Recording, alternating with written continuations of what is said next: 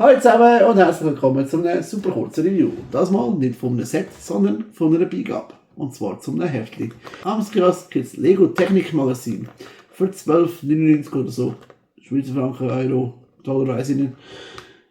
Das ist für 7 Plus, hat 65 Teile und da drin ist der coole Bagger. Der kann fahren, sich aufbocken, damit er weniger gut fahren kann. Dann kann er sich 360 Grad im Kreis drehen zum Arbeiten.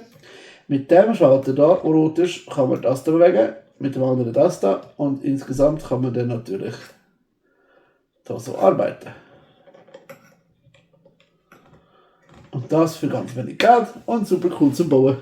Kleines Bäckerli. Wird wahrscheinlich in Zukunft beim Aaron in der Stadt stehen. So oder so, hoffentlich hat euch das gefallen. Wenn ja, bitte Daumen nach oben, Kommentar, abonniert uns, damit ihr nichts verpasst und bleibt ihr noch nicht da, wir haben noch genug andere Videos. Danke vielmals, bis nächstes Mal. Ciao zusammen!